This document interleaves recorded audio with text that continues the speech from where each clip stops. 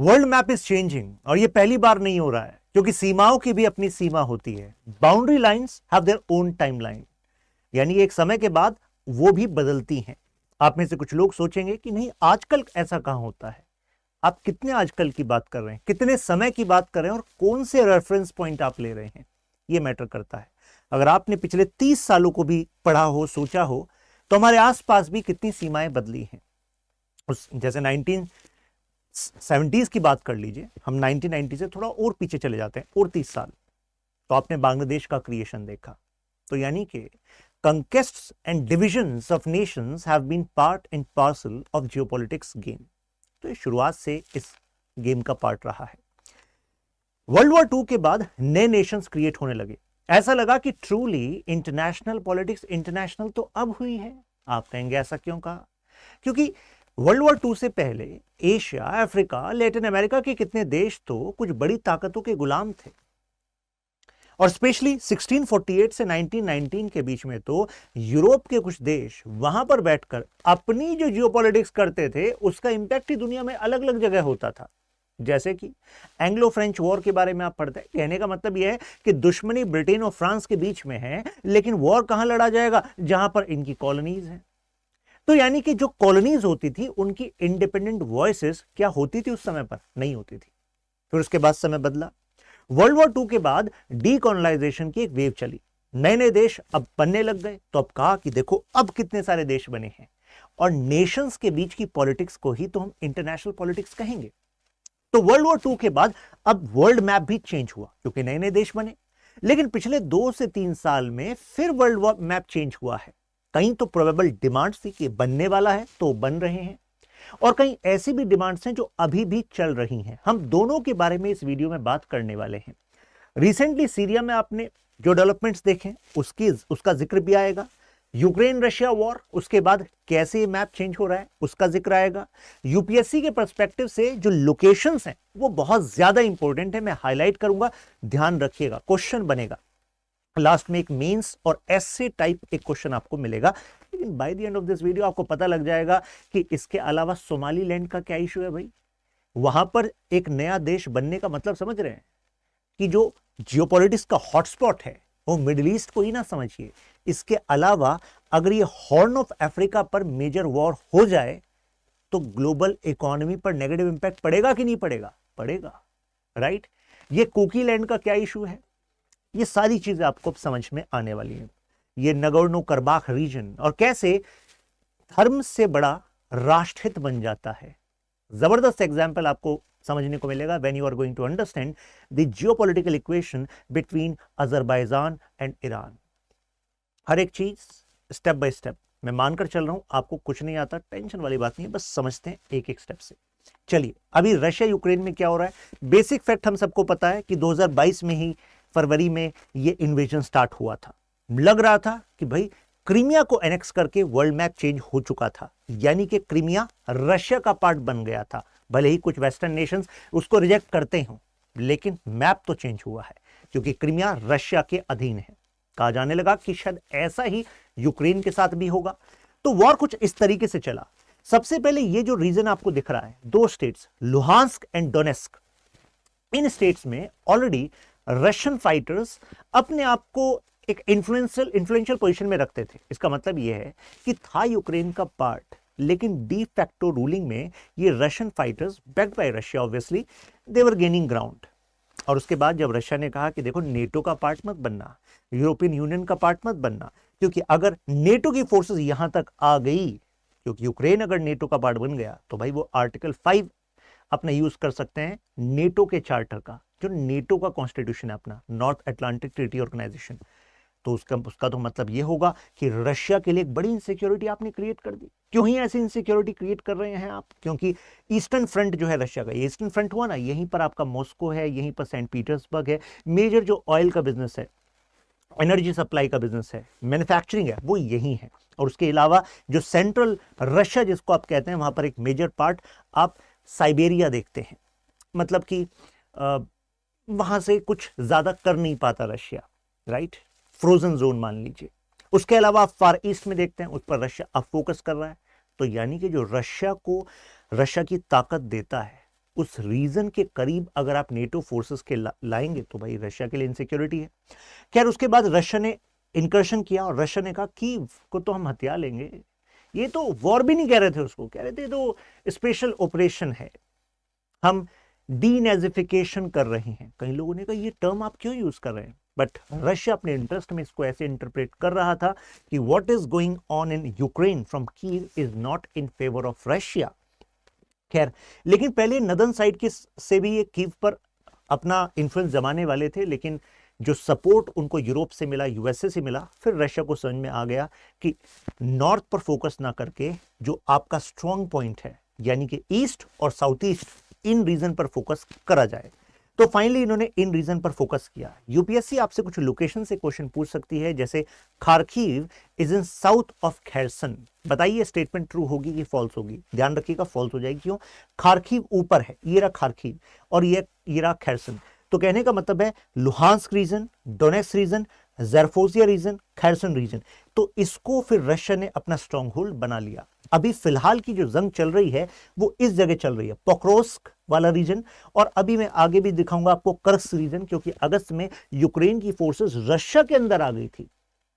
क्योंकि यूक्रेन को दिखाना भी तो था, जो लोग फंड कर रहे हैं इस वॉर को यूक्रेन के लिए, बताना तो पड़ेगा, फंड कीजिए, हम पर विश्वास कीजिए, हम बहुत कुछ कर सकते हैं। तो यानी कि अगर वर्ल्ड मैप चेंज होने की हम यहां पर बात करें तो रशिया का कहना है कि ये जो रीजन है ना, ये तो इंडिपेंडेंट रिपब्लिक बनेगा, राइट। और जितने लंबे समय से वॉर चल रहा है तो रशिया अब इस पोजीशन को तो शायद एक्सेप्ट करेगा ही नहीं कि भाई ये रीजन फिर से वैसा रीजन माना जाएगा जैसा यूक्रेन का पहले ये पार्ट था। तो यानी कि यहां तो मेजर चेंज हम देख ही रहे हैं।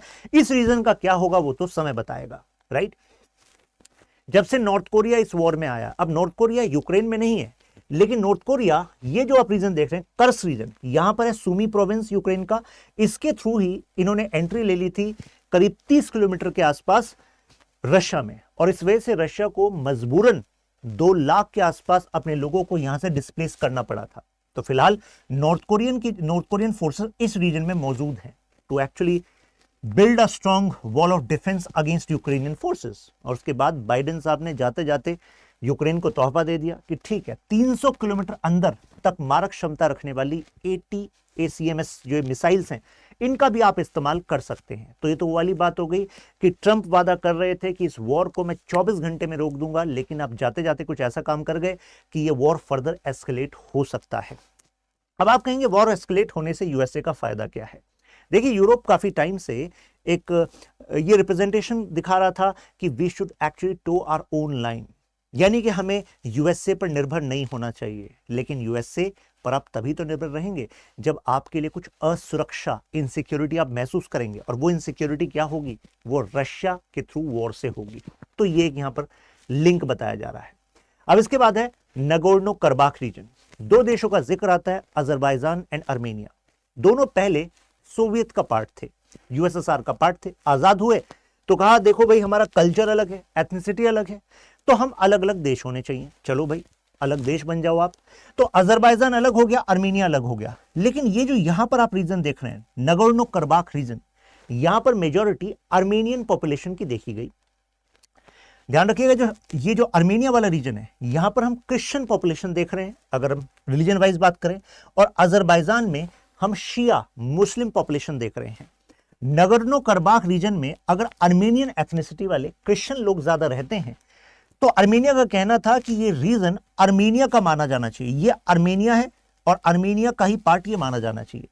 आर्मेनिया यहां पर सेपरेटिस्ट को सपोर्ट करता रहा, और वो सेपरेटिस्ट यहां पर अपनी इंडिपेंडेंट गवर्नमेंट चलाते भी रहे। ध्यान रखिएगा, ये पूरा अजरबैजान है, इसके बीच में ये जो आपको दिख रहा है रीजन, ये है आपका नगोर्नो करबाख। ये रहा नगोर्नो करबाख, ये वाला। अब ज्यादातर जब आप अजरबैजान आर्मेनिया की बात करते हैं तो आपका नजर ना केवल इस पर जाता है, और आपको फिर याद आता है अच्छा हाँ, लास्ट सितंबर में फाइनली अजरबैजान आर्मेनिया में कॉन्फ्लिक्ट हुआ और अजरबैजान ने पूरी तरीके से नगोर्नो करबाख को अपने अंडर ले लिया है। तो यानी कि जो ये मैप है, मैप में जो रीजन पे कुछ डिस्प्यूट था, अब वो तो सॉल्व भी हो गया। यानी कि अब वर्ल्ड मैप में ये जो पार्ट है ये फुल्ली अब अजरबैजान का होगा। लेकिन स्टोरी केवल यहीं पर नहीं खत्म होती है, तभी तो इस वीडियो को मैं लेकर आया हूं। इसके अलावा भी बहुत कुछ है। जो कॉकस रीजन की जियोपॉलिटिक्स को चेंज करने वाला है। हम इस रीजन को कॉकस रीजन कहते हैं। कॉकस क्यों कहते हैं? क्योंकि कॉकस यहाँ माउंटेन रेंज हमें देखने को मिलती है। ये रीजन भी जियोपॉलिटिक्स के लिहाज से इंपॉर्टेंट है। समझ लीजिए जियोपॉलिटिक्स एक चेस बोर्ड है, और चेस बोर्ड पर कोई जो बिसात होती है, यानी जो गेम होता है चेस बोर्ड का, तो उसमें डिपेंड करता है ना कि कौन कहाँ बैठा है। तो यहां पर ये जो देश हैं ये एक्चुअली कहाँ बैठे हैं, लोकेशन देखिए ना इनकी, जियो मतलब ज्योग्राफी की वजह से पॉलिटिक्स है। ये लोकेशन यूरोप को डिवाइड करती है एशिया से। ये लोकेशन रशिया को एक्चुअली सेपरेट करती है आपके मिडिल ईस्ट से। तो कहने का मतलब ये है कि इस रीजन पर हर कोई अपना इन्फ्लुएंस रखने की कोशिश करेगा कि नहीं करेगा। तो यानी कि रशिया यूएसए का जो कॉन्फ्लिक्ट है वो यहां पर भी अपनी एक छाप रखेगा कि नहीं रखेगा। फिर आप सोचेंगे सर हो तो गया सॉल्व, अब ठीक है अजरबैजान का पार्ट बन गया। कहानी यही नहीं है, इसके आगे देखिए कहानी क्या है। ये तो नगोर्नो कराबाख हो गया, तो ठीक है भाई, ये तो पूरा आपका अजरबैजान का पार्ट हो गया। लेकिन इसका क्या होगा? ये वाला जो पार्ट है यहां पर है अर्मेनिया, नीचे आपका ईरान वाला पार्ट हो गया। ये वाला मैं मैप में दिखाता हूं आपको, ये देखिए, ये रहा ईरान वाला पार्ट, ये रहा टर्की, ये रहा अर्मेनिया। अब ये वाला जो रीजन है ये देख रहे हैं आपको, नक्शेवान, तो नक्शेवा रीजन ये अजरबैजान का एनक्लेव है। तो भाई साहब अब कल अर्मेनिया कहने लगे कि नगोर्नो कराबाख को तो आपने अपने मिला लिया है, ये मैप ही चेंज कर दिया, देखो अब अलग से दिख रहा है आपको नगोर्नो कराबाख नहीं। तो कल अगर अर्मेनिया इसको अपने मिला ले तो भाई साहब मैप फिर चेंज हो जाएगा, है कि नहीं? ऐसा लग रहा है। लेकिन अजरबैजान कह रहा है हम ऐसा होने नहीं देंगे। कैसे नहीं होने देंगे? तो अब यहां पर जिक्र आ रहा है इस ज़ेंगिज़र कॉरिडोर का। ये है ज़ेंगिज़र कॉरिडोर। अब इस कॉरिडोर की थोड़ा सा बैकग्राउंड में आपको बताता हूं। यहां पर एक लाइन है, ये देखिए, बाकू है अजरबैजान की कैपिटल। इससे ये जो आपको लाइन दिख रही है ना, ये जो हॉरडिस तक, ये एक्चुअली यूएसएसआर के टाइम की ये एक रेलवे लाइन है, रोड भी बनी हुई है जिसका इस्तेमाल होता है। अब ठीक है, इसका तो इस्तेमाल होता है, अजरबैजान करता ही है, लेकिन यहां पर हॉरडिस से लेकर और जो ओर्डोबद है, हॉरडिस से लेकर ओर्डोबद, यहां पर एक नई 166 किलोमीटर की एक रेलवे लाइन बनाने का प्लान है अजरबैजान का। और इसी की वजह से यहां पर आने वाले समय में एक मेजर कॉन्फ्लिक्ट देखने को मिल सकता है। और फिर वहां पर भी वही गेम होगा कि कौन यूएसए और कौन रशिया, किसको कौन सपोर्ट कर रहा है। अब ऐसा क्यों? यहां पर इसके नीचे ईरान का कहना है कि यार अजरबैजान, तुम भाई साहब यहाँ बाकू से लेकर हॉरडिस से लेकर ओर्दोबद और फिर ओर्दोबद से तुम टर्की, ये पूरा कनेक्ट कर रहे हो। तो ये कॉरिडोर अगर तुमने हथिया लिया, क्योंकि भाई ये है तो किसका पार्ट, अभी ये वाला लोकेशन दिख रहा है ना आपको, ये देखिए ये लोकेशन किसकी है, ये तो अर्मेनिया की है। लेकिन अगर आपको यहां पर कॉरिडोर बनाना है तो यानी कि फिर अर्मेनिया से आपको इस वाले पार्ट को अपने लिए लेना होगा। और जब आप ले लेंगे तो एक तरीके से ईरान और अर्मेनिया के बीच में तो एक दीवार खड़ी हो जाएगी। और ईरान सपोर्ट कर रहा है अर्मेनिया को, जबकि दुनिया की सबसे बड़ी नंबर ऑफ शिया पॉपुलेशन कहां है? ईरान में है। Second number of Shia Muslim population कहां है? अजरबैजान में है। लेकिन आप सोचेंगे यहां तो शिया एंगल वर्क करना चाहिए था, ईरान को तो अजरबैजान को सपोर्ट करना चाहिए था। ऐसा है नहीं। ऐसा क्यों? क्योंकि अजरबैजान किसको सपोर्ट करता है? सपोर्ट करता है इजराइल को, यूएसए को, टर्की को। तो मैं यहां लिख देता हूं, देखिए अजरबैजान सपोर्ट कर रहा है यूएसए को। अब खुद ही सोचो 1979 में जैसे ही यहां पर ईरान में हो गया था इस्लामिक रेवोल्यूशन, तो भाई साहब उसके बाद से तो ईरान तो क्या मानता है कि भाई ये तो दुश्मन है हमारा, ये तो सैटन है, राइट। तो यहां पर 1979 ऑनवर्ड्स तो ईरान वर्सेस यूएसए है, और यहां पर अजरबैजान यूएसए से सपोर्ट लेता है, प्लस इजराइल, देख रहे हैं इजराइल इनके फेवर में है, टर्की इनके फेवर में है। ये कॉम्बिनेशन यहां पर वर्क कर रहा है। अब आप सोचेंगे कॉम्बिनेशन वर्क कर क्यों रहा है? ऐसा क्या है अजरबैजान के पास? एक तो बता चुका हूं आपको लोकेशन, दूसरा है एनर्जी। ये जो आप रीजन देख रहे हैं ये किसके साथ बॉर्डर कर रहा है? कैस्पियन सी के साथ।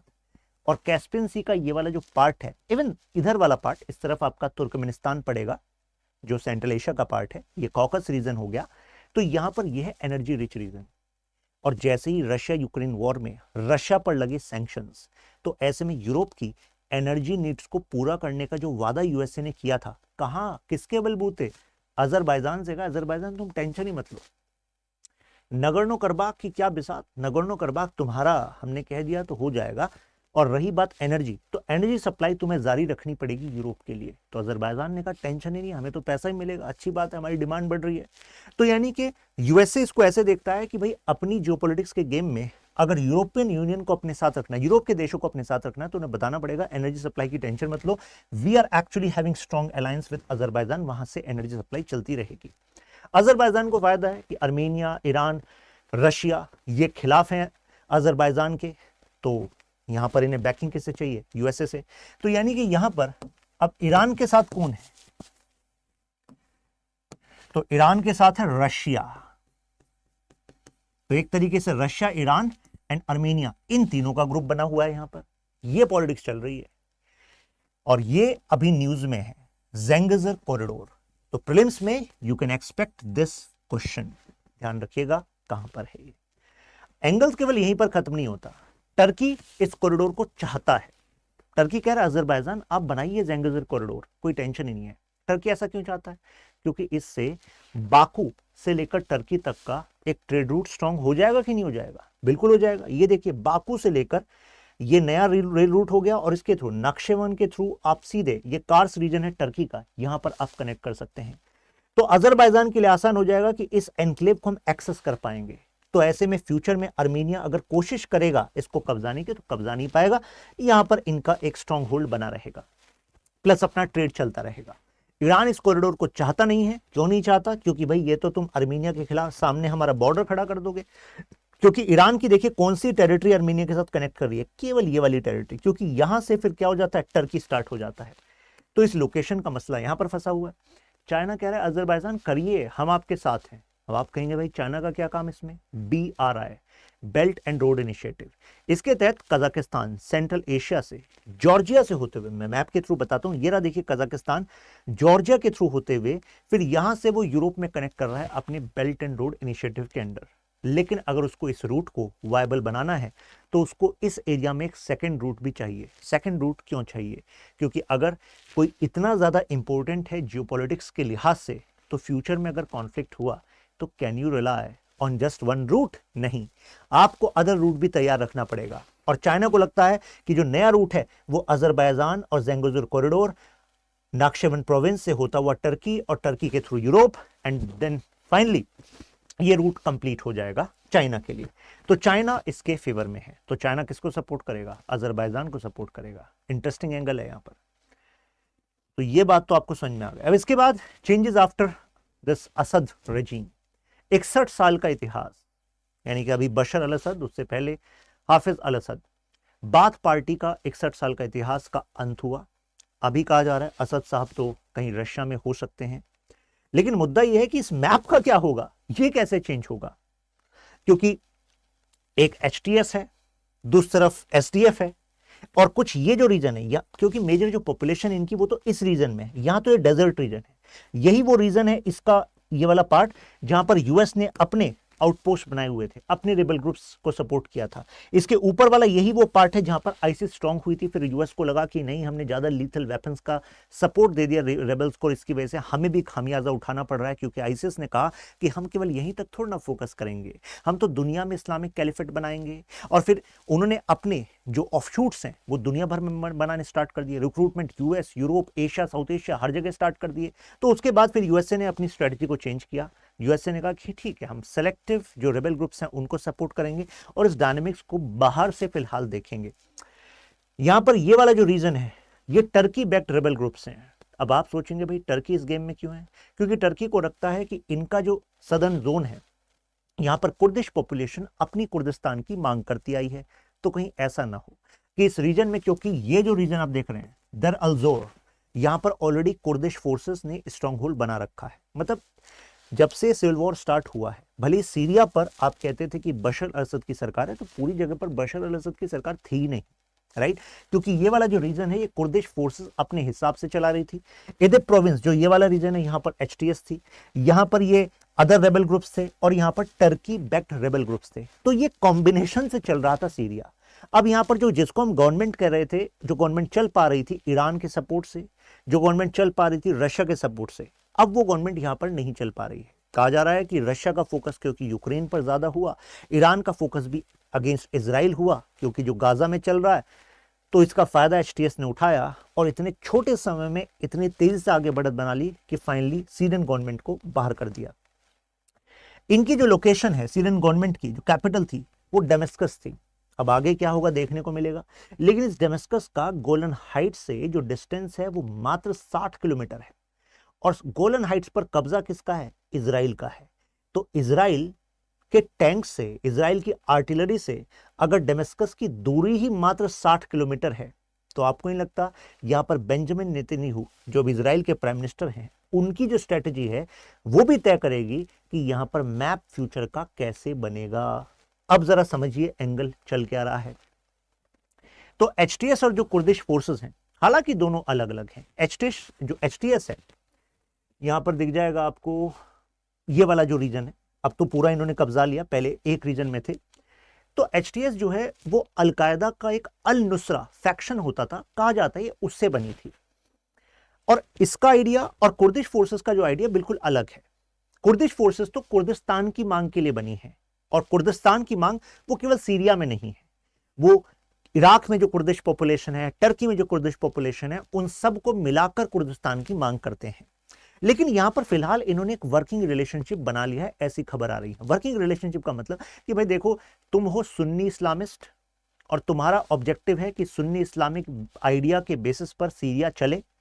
इससे पहले जो बशर अल असद थे वो अलावाइट शिया कम्युनिटी के लीडर थे, तो अब तुम सुन्नी पॉपुलेशन के बेसिस पे वैसे मतलब उनके राइट्स और इस्लामिक जो सुन्नी आइडियाज हैं उसके बेस पे तुम चलाना चाहते हो। तुम चाहते हो कि ज़्यादा मौका मिले मुस्लिम ब्रदरहुड जैसी पार्टी को यहाँ पर, जिसको शुरुआत में आने ही नहीं दे रहे थे बशर अल असद। लेकिन कुर्दिश का कहना है कि ठीक है भाई, तुम वो ऐसा करना चाहते हो, लेकिन जो कुर्दिश वाला एरिया है उसको हमारी कंट्रोल में रहने दो, इस पे तुम्हारी नजर नहीं आनी चाहिए। तो इसका मतलब क्या हुआ, अगर ये दो मेजर फैक्शंस रेबल्स अगर एक साथ आ रहे हैं वर्किंग रिलेशनशिप में, तो इस एरिया को डिवाइड करेंगे कि नहीं करेंगे, डिवाइड कर सकते हैं। लेकिन कहानी केवल यहीं खत्म नहीं होती। यहां टर्की नहीं चाहता कि किसी भी तरीके से कुर्दिश फोर्सेस जो इतने एरिया में इंफ्लुएंस रखती हैं कामयाब हो जाए। वो नहीं चाहता कि एरिया जो आपको मैं सेपरेट दिखा रहा हूं ये सेपरेट रहे, क्योंकि उनका मानना है कि अगर यहां पर अगर कुर्दिश जो फाइटर्स हैं वो कामयाब हो गए, तो एक तरीके से उसका डोमिनो इफेक्ट होगा मिडिल ईस्ट के अदर एरियाज में भी, जहां की कुर्दिश पॉपुलेशन को यहां के सेपरेटिस्ट सपोर्ट करेंगे और उन एरियाज को अपने साथ इंटीग्रेट करके एक नया कुर्दिस्तान बनाएंगे। ये वो एरिया जहां पर ये टर्की चाहता था कि बफर की तरह रेबल ग्रुप्स के थ्रू काम करते रहेंगे। अब यहां पर इजराइल का क्या रोल है जरा उसको समझते हैं। 1967 में जो इजराइल और अरब कॉन्फ्लिक्ट हुआ था, उस समय पर इजराइल ने इस रीजन को कब्जा लिया था। ये देखिए, ये है आपका सिनाई पेनिनसुला, ये आपका वेस्ट बैंक जेरूसलेम, और ये सीरिया का पार्ट होता था। यानी कि जिसको आज आप गोलन हाइट्स कहते हैं, वो पहले 1967 को ये वाला मैप शो कर रहा है, वो गोलन हाइट वो सीरिया का ही पार्ट था। ये वॉर हुआ और फाइनली इसका हश्र क्या हुआ कि ये जो एरिया आपको ग्रीन दिख रहा है, तो इसका मतलब है इजराइल ने इस एरिया को कब्जा लिया। इसके बाद ये वेस्ट बैंक, ये इजराइल, गाजा ये भी इजराइल। उधर ऊपर देखिए, ये जो सीरिया का पार्ट है, ये गोलन हाइट है। गोलन हाइट के अलावा भी कुछ ऐसी डिस्ट्रिक्ट्स थी, कुछ ऐसी सिटीज थी जिसको इजराइल ने ही ऑक्यूपाई कर लिया था। 1967 का ये स्टेटस था। उसके बाद सिनाई पेनिनसुला को तो वापस इजिप्ट को दे दिया था। इजिप्ट से एक्चुअली इजिप्ट का पार्ट था ये, क्योंकि वो कैंप डेविड एक अकॉर्ड साइन हुआ था, यूएसए ने बीच बचाव कराया, इजिप्ट से कहा कि देखो तुम ऐसे अरब नेशन हो जो सबसे पहले अब इजराइल को एक्सेप्ट करेगा एज सेपरेट नेशन। अगर तुम तैयार हो, बोलो कबूल है, अगर कबूल है तो फिर सिनाई पेनिनसुला तुम्हें वापस मिल जाएगा। तो इजराइल ने कहा ठीक है, हम वापस दे देंगे, इनसे आप कबूल करा लीजिए। उन्होंने करा लिया और फाइनली ये वापस चला गया। पॉइंट इज दैट इसके अलावा जो यहाँ पर जो सीरिया के साथ रिलेशनशिप थी, देखिए इजिप्ट ने ऐसा किया, इसकी वजह से इजिप्ट को खामियाजा भी भुगतना पड़ा, क्योंकि यहाँ पर जो अरब नेशंस हैं एक समय पर उन्होंने बॉयकॉट कर दिया था इजिप्ट का कि यार तुम कैसे अरब नेशन हो, कि यहाँ पर ज्यूइश नेशन बन गया, इन्होंने कब्जा लिया इस एरिया को वेस्ट की बैकिंग से, और तुम जो है इनको ऑफिशियली रिकॉग्नाइज कर रहे हो केवल इस एरिया के लिए। अकॉर्ड को साइन करने की क्या जरूरत थी, कुछ समय में हम पावर इकट्ठा करते और उसके बाद फिर अपने एरिया को लेते। लेकिन इजिप्ट ने जो किया उसके खिलाफ इजिप्ट को थोड़ा सेंटिमेंट तो झेलना पड़ा अगेंस्ट, लेकिन बाद में फिर सिचुएशन नॉर्मलाइज हो गई। अब बात सीरिया की है। 1974 में 1973 में एक और वॉर हुआ, उस वॉर में सीरिया ने सोचा कि चलो अब मैं अपने एरिया को वापस ले लूंगा, लेकिन सीरिया ले नहीं पाया। इसी वजह से उसके एक साल बाद 1974 में एक एग्रीमेंट साइन हुआ। अब जो आज का जो डेवलपमेंट है, जो अभी सीरिया और इजराइल का जो डायनेमिक्स के बारे में बात कर रहा हूं, उसका लिंक है 1974 के इस एग्रीमेंट से। जरा मैप में देखिएगा, यह है गोलन हाइट्स वाला एरिया। अच्छा, गोलन हाइट्स वाले एरिया में एक ये डुरुज अरब पॉपुलेशन भी पाई जाती है, डुरुज अरब। तो ये भी एक लॉजिक कहा जाता है कि चलो इजराइल कहता है कि यहां पर ज्यूज भी रहते हैं, करीब 20,000 के आसपास ज्यूज पॉपुलेशन है, और कहा जाता है करीब 25,000 के आसपास ये डरज अरब पॉपुलेशन भी है। तो अगर आपसे पूछा जाए कि डरज अरब कम्युनिटी किस एरिया में पाई जाती है, वो इस एरिया में, गोलन हाइट्स वाले एरिया में, राइट। और एक समय था कि ये सीरिया में यूनिवर्सिटीज में पढ़ने भी जाते थे, ट्रेड वगैरह सब कुछ चलता था, क्योंकि पहले तो ये सीरिया का ही पार्ट था। लेकिन जब से ये इजराइल ने ऑक्यूपाई किया और उसके बाद यहाँ पर जो ये 1974 का एग्रीमेंट हुआ, तो इसके बाद ये वाला जो आप स्पेस देख रहे हैं ना, ये वाला, तो इसको बनाया गया बफर जोन।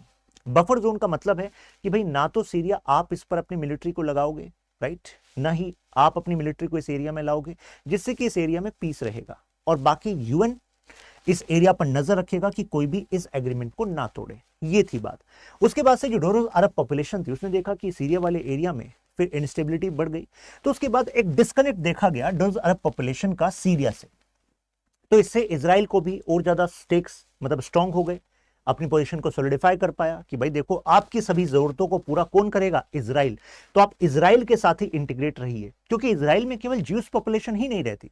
इजराइल के अंदर जो इजराइल है, यानी कि मैं इस वाले पार्ट की बात कर रहा हूं, ये वाला पार्ट, तो इस वाले पार्ट में भी आप ये मत मानिएगा कि पैलेस्टीनियन पॉपुलेशन केवल गाजा और वेस्ट बैंक में, पैलेस्टीनियन पॉपुलेशन यहां पर भी रहती है।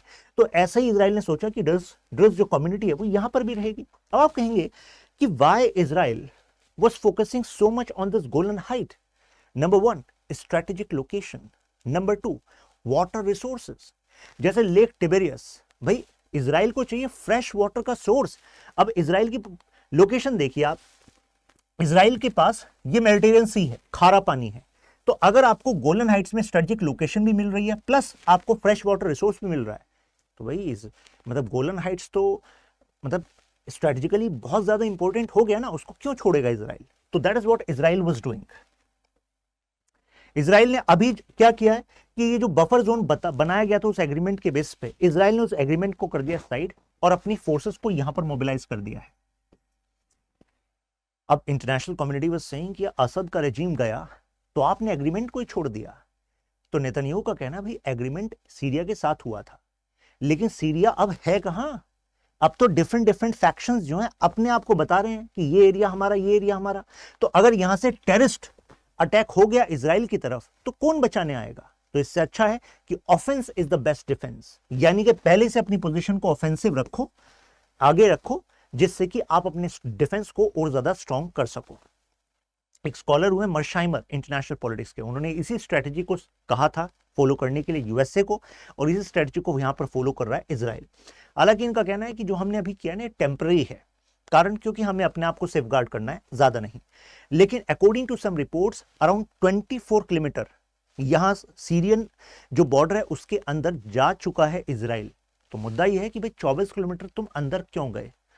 ऑलरेडी मैंने आपको बताया कि इस गोलन हाइट से 60 किलोमीटर पड़ता है डेमस्कस। तो यानी कि इजराइल इस ये जो हॉटस्पॉट बन गया है सीरिया का गेम, इसमें एक मेजर स्टेक होल्डर बनना चाह रहा है। वो चाहता है कि ऐसी फोर्सेस गोलन हाइट्स के साइड में रहें जो फोर्सेस इजराइल के साथ अलाइन हो, ऐसी कोशिशें वो कर रहा है। और वो फोर्सेस क्यों इजराइल के साथ होंगी, अगर इजराइल वहां पर डोमिनेंट पोजीशन में होगा, राइट।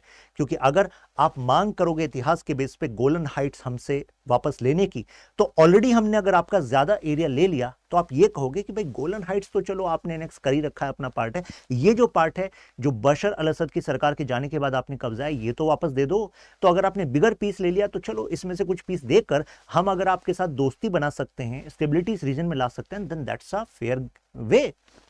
मतलब ऐसा इंटरप्रेट किया जा रहा है यहां पर। अच्छा, दूसरा है ये अल्फा लाइन, मतलब ये अल्फा लाइन इसको बोला जा रहा है, तो अल्फा लाइन ध्यान रखना, ठीक है। ये जो एग्रीमेंट था इसके बेसिस पे गोलन हाइट्स और ये जो बफर है इसको है अल्फा लाइन, और यहां से बोलते हैं ब्रेवो लाइन। बेसिक फैक्ट वाली बात है। तो आईडीएफ ने कहा पॉसिबल थ्रेट की वजह से हमने ऐसा किया। इसके अलावा फिर ये फिलाडेल्फी कॉरिडोर, ये भी न्यूज में है यार, ये कहीं मैप चेंज ना कर दे। मतलब गाजा में इतने समय से इजरायली फोर्सेस आगे बढ़ रही हैं। इजरायली फोर्सेस का यह मानना है कि गाजा में ऐसी सरकार चले जो इजराइल के लिए खतरा ना हो, हमास को मुक्त करना चाह रही है, मतलब हमास को बिल्कुल रिमूव करना चाह रही है यहां पर वो फोर्सेस। तो फिलाडेल्फी कॉरिडोर पर इन्होंने अपनी फोर्सेस को जमा रखा है, यानी कि यहां पर ये जो रफा है, गाजा वाला एरिया, कुछ टाइम पहले न्यूज में भी था, वहां पर रिफ्यूजीज के कैंप पर अटैक हुआ था। और ये जो है इजिप्ट वाला साइड है, तो सिनाई के थ्रू इनको सपोर्ट ना मिले हमास ग्रुप्स को, तो इस वजह से इस पर उन्होंने अपने आप को स्ट्रांग कर लिया, यहां से अपने ऑपरेशन को स्ट्रांग कर रहे हैं। तो इस वजह से ये लोकेशन न्यूज में है, तो इसको भी हमें ध्यान रखना होगा। प्लस नॉर्दर्न साइड पे लेबनान हिजबुल्लाह ने जैसे ही नदन जो इजरायली विलेजेस है वहां पर अटैक करना स्टार्ट किया, तो शुरुआत में करीब 15,000 के आसपास लोगों को डिस्प्लेस करना पड़ा। फिलहाल इजराइल वहां पर फॉरवर्ड फुटिंग पर है, यानी कि वो लेबनान के अंदर अटैक कर रहा है, क्योंकि हिजबुल्लाह इस टाइम पर वीक फुटिंग पर है, ऐसा कहा जा रहा है। तो यानी कि नदन साइड को डिस्टेबलाइज कर रहा है। देखते हैं अब क्या होता है वहां पर, क्या वहां पर भी एक्सटेंड करेगा या वहां पर कुछ बीच का रेजोल्यूशन निकलेगा। फिर आता है ये न्यू वर्ल्ड मैप में कुर्दिस्तान। अब जब भी कुर्दिस्तान का जिक्र हो तो जिक्र हो ब्रिटेन और फ्रांस का, क्योंकि ब्रिटेन और फ्रांस ने साइकस पाइकेट एग्रीमेंट के तहत वर्ल्ड वॉर 1 के समय पर कहा जाता है वादा किया था, मतलब साइकस पाइकेट एग्रीमेंट से पहले यह वादा किया था कुर्दिश लोगों को कि भाई आपका अलग से हम कुर्दिस्तान बना देंगे, क्योंकि आप एथनिकली कल्चरली डिस्टिंक्ट कम्युनिटी हैं। तो अगर आप डिस्टिंक्ट कम्युनिटी हैं, तो अगर आपके ऊपर आपकी सरकार होगी, आपका एडमिनिस्ट्रेशन होगा, तो आप अच्छे से काम कर पाएंगे। और राइट टू सेल्फ डिटर्मिनेशन को तो हम मानते ही हैं, ये बातें कही थी। लेकिन वो बातों को फिर उन्होंने साफ कर दिया, साइडलाइन कर दिया। जब साइकस पाइकेट एग्रीमेंट हुआ तो फाइनली इन्होंने कुर्दिश पॉपुलेशन को आसपास के देशों में जैसे टर्की, सीरिया, इराक, इन एरियाज में माइनॉरिटी बना दिया। तो एक तरीके से अगर आपने ऐसे बांट दिया बॉर्डर को, तो भले ही यहां पर कुर्दिश मेजॉरिटी अगर एक देश बनता, लेकिन आपने हर एक देश में इनको माइनॉरिटी बना दिया। अब जैसे टर्की का एग्जाम्पल लेते हैं, तो टर्की में जो टर्किश एथनिक पॉपुलेशन है, जो टर्किश पर्शियन लीनियज अपनी उस पर प्राउड फील करती है, तो भाई वो तो ये कहेगी कि भाई हम नहीं चाहते कि कुर्दिश पॉपुलेशन अपना डिस्टिंक्ट कल्चर इसके बेसिस पर आगे सेपरेटिज्म की मांग करें। तो उन्होंने फिर यहां पर कल्चरली इनको सप्रेस करना स्टार्ट किया। तो वहां पर टर्किश नेशनैलिटी, इसी को इन पर जोर जबरदस्ती की। तो उसके बाद से ये डिमांड जो है चल रही है इन पूरे region, Turkey, Syria, Iran, Iraq, हर जगह पर ये चल रही है। टर्की नहीं चाहता किसी भी हालत में कि ये कुर्दिस्तान का यहाँ पर डिमांड पूरी हो, तभी मैंने बताया था बफर वाला स्टेट, बफर वाला एरिया वो बनाना चाहता है। प्रेजेंटली जो एसडीएफ है, यानी कि जो कुर्दिश जो सपोर्ट बेस वहां पर रखती है, और एचटीएस, उनके बीच में अगर स्ट्रॉन्ग रिलेशनशिप है, तो टर्की को लगता है मेरा तो यहाँ पर गेम फिर कैसे चल पाएगा। क्यों? क्योंकि यार एचटीएस और कुर्दिश फोर्सेस वर्किंग रिलेशनशिप में, तो आगे ऐसा हो सकता है कि कुर्दिश वाले एरिया में कुर्दिस्तान आगे काम करता रहे। तो ये तो मैंने आपको बात बता दी थी। अब इंटरेस्टिंग है सोमालीलैंड। ये दिख रहा है आपको, ये वाला एरिया, और यहां पर एक लाइन दिख रही होगी, मैं इसको हाईलाइट कर देता हूं। एक टाइम पर ये जो एरिया है ये होता था ब्रिटिश कंट्रोल के अंडर, और ये जो आपको दिख रहा है ये पूरा जो कोस्ट है ये होता था इटली के अंडर। एक्चुअली एक यूएन ट्रस्टीशिप मेथड था जिसके थ्रू कुछ इंटरनेशनल एरियाज को गवर्न किया जाता था, और उसमें इनको गवर्न करने की जिम्मेदारी मिलती थी इन यूरोपियन पावर्स को। तो जैसे इटली को मिली कि भाई ठीक है आप इस वाले एरिया को गवर्न करो। 1961 में यहां पर मिलती है आजादी, और इस आजादी के बाद ब्रिटेन और इटली जैसे इन एरियाज को आजाद कर देते हैं, तो सोमालीलैंड कुछ करीब 6 दिन के लिए आजाद रहा। उसके बाद इन्होंने खुद ही कहा कि चलो ऐसा करते हैं ना कि हम मिलकर एक देश बन जाते हैं। तो 1961 में इसको इसको जून में, जुलाई में केवल इतना सही डिफरेंस था। 1961 में इनको आजादी मिली कि तुम अलग देश बन सकते हो। इसके बाद सोमालीलैंड ने कहा ठीक है हम सोमालिया का ही पार्ट बन जाएंगे। लेकिन 1991 में सोमालीलैंड को आ गया होश, उसने कहा कि नहीं हमें तो भाई सब अलग एक देश बनना है। तो उसके बाद से यहां पर सोमालीलैंड ने कहा कि हम हैं इंडिपेंडेंट नेशन। अब 1991 से वो ऐसा कह रहा है कि हम इंडिपेंडेंट नेशन हैं, लेकिन सोमालिया क्या कह रहा है, जिसकी कैपिटल मोगादिशु है, वो कह रहा है नहीं आप हमारा ही पार्ट हैं, आप हमसे अलग नहीं हैं।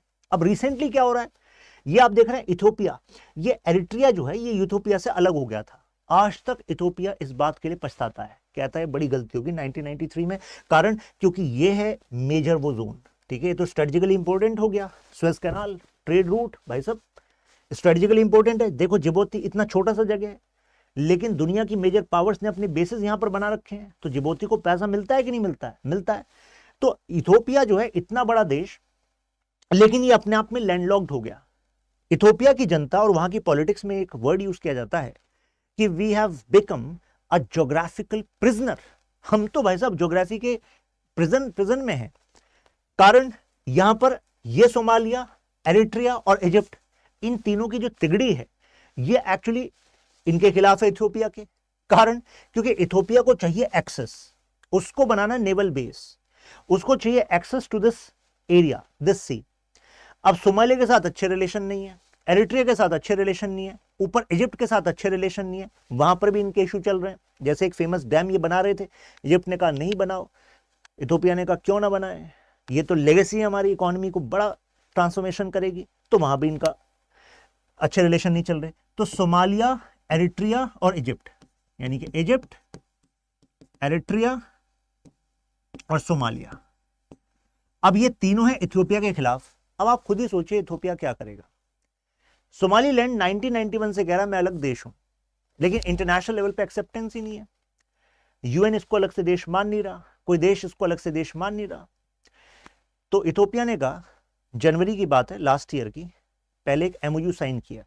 कई लोगों ने कहा शायद इस पे कुछ होगा नहीं। एमओयू क्या साइन किया कि ऐसा करते हैं, हम यहां पर सोमालीलैंड जो है हम आपको अलग देश मानते ही हैं, तभी आपके साथ एमओयू साइन कर रहे हैं, मेमोरेंडम ऑफ अंडरस्टैंडिंग, और यहां पर हम एक नेवल बेस बनाएंगे आपकी कोस्ट, क्योंकि हमारे पास तो देखो कोस्ट है नहीं, हम तो लैंडलॉक्ड हैं, हमें चाहिए एक्सेस टू सी। तो हम यहाँ पर एक लोकेशन डेवलप करेंगे, आपको पैसा भी मिलेगा, हमारा ट्रेड भी यहाँ से होगा, हमारा नेवल प्रेजेंस भी यहाँ पर हो जाएगा।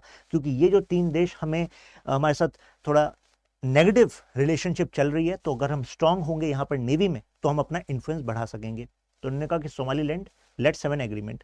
फाइनली उस एग्रीमेंट पर अब काम करने की बात शुरू इन्होंने कर दी है। तो इसकी वजह से अब सोमालिया कह रहा है कि ये हम होने नहीं देंगे, इसके लिए हम वॉर करने के लिए भी तैयार हैं। तो ये यहां पर एंगल चल रहा है। तो मुझे लग रहा है कि सोमालीलैंड का सपना क्या है ये आपको क्लियर हो गया होगा। क्लियर है? तो मुझे लग रहा है ये वाला एंगल तो आपको पता लग गया। ठीक है, ये लोकेशन ध्यान रखना, गल्फ ऑफ एडन, रेड सी, ठीक है, सोमालीलैंड। ठीक है, अब यहां पर सोमालिया कह रहा है ऐसा होने नहीं देंगे, we can go for war. अब हम बात कर रहे हैं उन नेशंस की जिनकी डिमांड है, बने नहीं है लेकिन आवाज है कि एक नेशन बना दे। जैसे जोगम, जोगम वर्ड बना है जो से, इसका सीधा लिंकेज हमसे और आपसे है, भारत से है। क्योंकि कुकी, चिन, मिजो, इन लोगों ने जो ethnically Kuki, Chin and Mizo हैं, इन्होंने अपने आप को जो पीपल कहा है। जो यानी कि they have common lineage, common connection. अब ये कहा जा रहा है कि बांग्लादेश की जो शेख हसीना की सरकार थी, वो यूएसए पर आरोप लगा रही थी कि यूएसए चाहता है कि एक इंस्टेबिलिटी क्रिएट की जाए बांग्लादेश के चित्तगोंग रीजन में, म्यांमार के चिन स्टेट में, इंडिया के मणिपुर एंड मिजोरम वाले रीजन में। तो यानी कि इंडिया में जो कुकी मेती आप कॉन्फ्लिक्ट देख रहे हैं, तो इसमें कहा जा रहा है कि इसका कारण केवल वो हाईकोर्ट का वर्डिक्ट नहीं है। यहां पर मुद्दा केवल कुकी और जो मेती ट्राइब्स हैं, मतलब कुकी एंड मेतीज हैं, उनके बीच में रिसोर्सेज को लेकर कॉन्फ्लिक्ट नहीं है। इसमें एक लार्जर गेम भी हो सकता है, ऐसा ये वाला पर्सपेक्टिव कह रहा है। वो गेम क्या है? वो कह रहे हैं कि large part of chin state of Myanmar, already chin state में एक नेशनलिस्ट फ्रंट बना हुआ है जो कि म्यांमार की आर्मी के खिलाफ लड़ रहा है। Indian state of Mizoram and Manipur, इनसे भी इस एरिया को लेकर ये अलग देश बनाना चाहते हैं। बांग्लादेश का जो मैंने आपको बताया, ये वाला एरिया चित्तगोंग का, इसमें से भी कुछ एरियाज को मिलाना चाहते हैं। तो कुल मिलाकर इन्होंने कुछ आउटफिट्स बना रखे हैं जो हमारे देश की सुरक्षा के लिए खतरा है। Chinland joint defence committee, Bangladesh Bandarban district में देखिए Kuki Chin national front, kidnapping, attacks on forces, ये सब यहां पर कॉमन चल रहा है। तो इसका मतलब ये हुआ कि यहां पर अगर ये डिमांड है तो हमें यहां पर स्टेबिलिटी के लिए अपने एफर्ट्स को मल्टीप्लाई करना होगा। We can not take this lightly. अब आप सोचेंगे यूएसए का एंगल इसमें क्या है?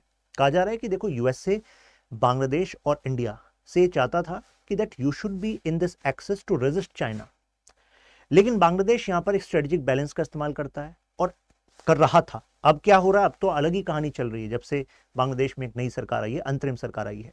लेकिन इंडिया भी यहां पर स्ट्रेटेजिक बैलेंस का इस्तेमाल करता था, यानी कि हम चाइना के खिलाफ पूरी तरह नहीं जाएंगे, हम फुल फ्लैज वॉर में नहीं जाएंगे, क्योंकि हम यूएसए की स्ट्रेटेजी समझते हैं कि फुल फ्लैज वॉर में जाकर आप बक पासिंग स्ट्रेटजी का इस्तेमाल कर रहे हो कि यू कैन से कि आप नहीं चाहते कि चाइना आपको काउंटर करे यूएस से in global influence in economy, तो आप चाहते हो कि इंडिया अपने रिसोर्सेस को, अपने इस चांस को जो 25 साल के लिए हमें मिला है फिलहाल, क्योंकि तब तक हमारे पास डेमोग्राफिक विंडो है, इंडिया को मैक्सिमम राइज करना है, तो इसको हम इस इन वॉर एंड कॉन्फ्लिक्ट में जाया कर दें, वो इंडिया नहीं करेगा। तो ऐसे में उनको लगता है कि एक यहां पर अगर बीच में एक स्टेट, एक सेपरेट मिलिट्री कॉन्फ्लिक्ट क्रिएट किया जाए, तो उन मिलिट्री कॉन्फ्लिक्ट से जो रीजन में वो सेपरेशन की डिमांड कर रहे हैं, उसको वो चाइना के जो एफर्ट्स हैं बीआरआई के, उसको डिस्टेबलाइज करने में कुछ इसका यूज करेंगे।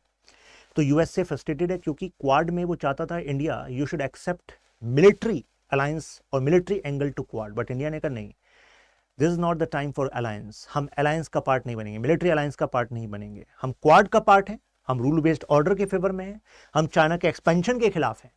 लेकिन इसका मतलब यह नहीं है कि आप एशिया की एक नई नेटो बनाने की कोशिश करें और हम भी वैसे ही आपके साथ रहें जैसे कि यूरोप के कई देश हैं। इंडिया के लिए ऑप्शन ओपन रहने चाहिए, क्योंकि इंडिया को रशिया के साथ भी अपने रिलेशनशिप को स्ट्रांग रखना है, राइट। दुनिया गुड्स के ट्रेड के मामले में चाइना को रेजिस्ट कर रही है कि फैक्ट्री ऑफ द वर्ल्ड है, राइट। लेकिन सर्विसेज में इंडिया अभी, अगर हम जीडीपी कंट्रीब्यूशन की बात करें तो सर्विसेज हमारा मेजर कंट्रीब्यूटर है।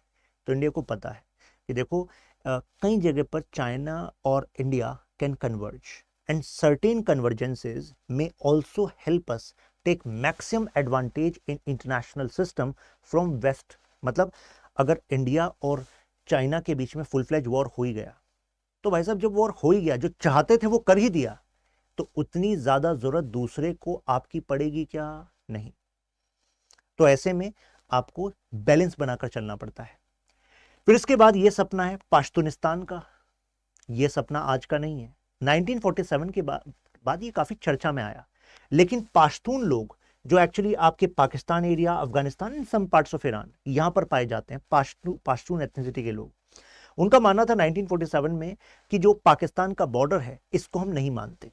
कारण, क्योंकि अफगानिस्तान के जो एमिर थे उनका ब्रिटिश कॉलोनियल पावर थी उनके साथ एग्रीमेंट हुआ था, जिसके बेसिस पर दुरंद लाइन बनी थी। दुरंद लाइन जो डिवाइड कर रही थी ब्रिटिश इंडिया को और अफगानिस्तान को। जब ये कॉलोनियल पावर्स के इन्फ्लुएंस को ही हम इलेजिटिमेट मानते हैं, तो हम दुरंद लाइन को भी नहीं मानते, क्योंकि गलत तरीके से इन्होंने पाश्तून पॉपुलेशन को दो पार्ट में बांटा था। तो अब जब दो पार्ट में बांटा था तो भाई इसको रिजेक्ट कर रहे हैं। तो अगर पाश्तूनिस्तान की मांग सक्सेसफुल हो जाती है तो उसका मतलब क्या है? 1/3 area of Pakistan has to go, 1/3 हिस्सा। और इसी वजह से पाकिस्तान शुरुआत से कोशिश ये करता रहा कि अफगानिस्तान तुम्हारे यहां ऐसी सरकार रहे जो या तो पाकिस्तान के हिसाब से चले, या फिर तुम्हारे यहां कभी स्थिर सरकार ही ना रहे, तुम डिस्टेबलाइज ही रहो। कारण जैसे ही तुम स्टेबलाइज हो गए तो अफगानिस्तानी पॉपुलेशन में पाश्तूनिस्तान की मांग प्रमोट हो जाती है, और उसके बाद से फिर पाकिस्तान में से ये पूरा हिस्सा इसको अलग करने की मांग पुरजोर हो जाती है। तो इसी वजह से जिन्ना के टाइम से ये स्ट्रेटजी वो यूज करते आए हैं कि अफगानिस्तान को कमजोर रखो या फिर अपने फेवर में रखो। तभी तालिबान को क्वेटा शूरा भी कहा जाता था। ये देखिए, ये रहा क्वेटा शूरा। क्यों? तालिबान को यहां पर बनाया गया था जिससे कि वो सोचते थे कि अफगानिस्तान में उनका ड्रीम पूरा हो रहा है। अरे भाई साहब, पाकिस्तान का ड्रीम पूरा हो रहा है, राइट।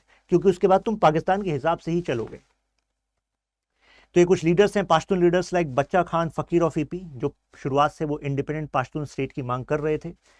ये पूरी कहानी मैंने आपको बताई बाकी दुरंद लाइन की। अब इसके बाद बलूचिस्तान ये पूरा एरिया। तो बलूचिस्तान में बलोच जनसंख्या वो अपनी आज़ादी की मांग करती रही है। हालांकि इस समय पर डेमोग्राफी में चेंज करके, ग्वादार में डेवलपमेंट प्रोजेक्ट्स लाकर और कुछ जो उनके ग्रुप्स हैं उनको डिस्टेबलाइज कर आर्मी का इस्तेमाल करके इस डिमांड को सप्रेस करने की कोशिश की जा रही है। लेकिन यहाँ पर भी पाकिस्तान, ईरान, अफगानिस्तान में जो बलोच लोग हैं वो अपने आप को एक करने की मांग करते रहे हैं। अब आगे क्या होगा ये तो देखा जाएगा। वैसे जो बलोच की जो डिमांड है वो केवल पाकिस्तान से ही नहीं वर्क कर रही। Baloch leaders are in various parts of the world including India, and they are actually continuing their movement from here and different parts of the world. तो कंक्लूजन के तौर पर हम कह सकते हैं कुछ ऐसे बॉर्डर्स हैं जो पिछले 2-3 साल में चेंज हुए हैं। रिकॉग्निशन अब ग्रेजुअली मिल सकता है। कुछ ऐसी बातें हैं जो ख्यालों में है, जो काम चल रहा है, वर्क इन प्रोग्रेस, तो ऐसे में हमें ये देखना पड़ेगा कि हमारी सॉवरेनिटी, हमारी टेरिटोरियल इंटीग्रिटी के लिए कौन सी चीज़ें सही हैं, इंडिया के इंटरेस्ट के हिसाब से चीज़ें कैसे सही हैं, और पाकिस्तान के डेवलपमेंट्स की बात करें तो ऑफेंसिव रियलिज्म के हिसाब से बात करें तो what is happening in Pakistan should be India's concern.